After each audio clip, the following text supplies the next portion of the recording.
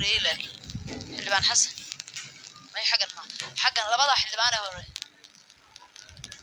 هذا يا لمسين محمد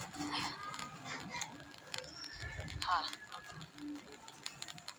حلوان والبا markan codka bixinayna lambarkiisa haystayaan laga qaadan xildhibaanada gacanta gadaal ka taagayeen hadaya waan siinayna fursada dambe رحيم marka hore waxaan salaamayaa afayeenka iyo afayeen ku-xigeenka madaxweynaha dowladda deegaanka Soomaalida madaxweyne Mustafa Maxamed Umar aan waxaan xildhibaan ka soo jeedaa gobolka Faafaan gaar ahaan degmada Baabili magaca waxa la yiraahdaa Musadad Xaaji Cabdiqani waxaan bogaadinayaa marka hore dhanka nabadgelyada alqushash ee nagu soo xuduudeena soo weerartay oo madaxweynaha ciidanka gaarka ah ay talaabo ka qaadeen aad marka hore uma hadnaqaya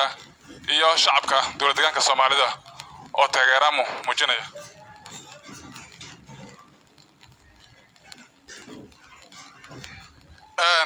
haddaan ku socdo dhankan al-shabaab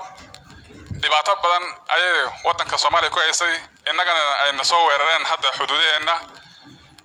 taas talaabo laga qaaday in la sii adkeeyo waan bogaadinayaa ta kale waxaa jirta qolyo la mid ah oo la yiraahdo khawaarijta noocaas maadaama ay ka jirto deegaankeena gaar ahaan degmada Baabili oo kale khawaarij baa jirta inay hub badan haystaan aan u malaynayno oo dhibaato badan oo xoog sugaysa haddii xoogga ay heshana inay iyadana isaga ashaab inagu soo weerarto ka nagu soo weerar kartaa ayaa ka shaqsanahay sababta waxay degan yihiin aaga la yiraahdo daalati midha iyo mayimo loqoy Baabili meel u dhaxaysa ayay degan yihiin marka in hay'adaha nabadgelyadu in halkaas foojignaan gaar ah laga siiyo xogtaas in la galo way fiicnaan lahayd ta kale dhanka nabadgelyada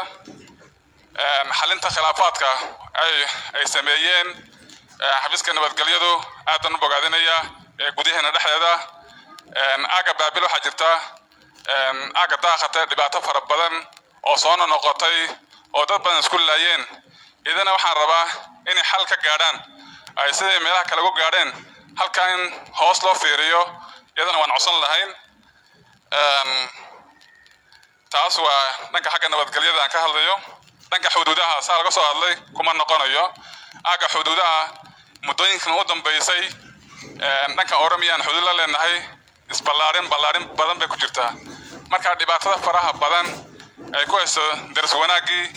in iyadana la tala bixin ku bixin lahaa inay xukuumaddu sayna dibkan u soo noqonin dibkii 2010 iyo 2009 socday si dib noogu soo noqonin in wada hadal laga sameeyo sababta isballaarin fara badan ku jirta tusaale ahaan qabalaha koora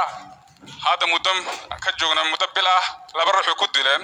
dhulkii dalxiiska ah ee Maroodiga waxa dhaxmara waa tog dhanka waxa ka waa dhanka Oromiya maamusha dhanka waxa kana xageena maamula xageena dhirtii lama taabanin hadda dhul beereed dhankeena isoo gudbayaan inay dhibaato ka geeyaan isku dhacon halkaas oo kale ka bilaaban karaa aaga caanooda kale saasoo kale xuduud dheer baan la leenahay marka meelahaas oo kale waxay ka sameeyaan mashaariic waaweyn xukuumaddu inay fiiro gaar ah degmooyinka xuduudaha Oromiya la inay xukuumaddu fiiro gaar ah siiso waan qabaa waxaa jirta dhanka jidka su'aal xafiiska jidadka aan weydiinayo waxaa jirtay mashruuc 12 kiiloomitir ah oo qabalan go'koore ee dalxiiska ee Maroodigu jiro mashruuc laga fulinayo jid ah oo loo qaban 2040 miisaaniyada 2040 laga qabanin oo ka yimid heer federaal inta la yara xaaqay in la joojiyay mashruucaas ilaa hadda lama dhaqaajin sababta loo dhaqaajin waayo mashruucaas maxay ahayd iyadana ta kale aan ku darsanayo waxa weeye keelaga gusum federaalka uu fadhiyo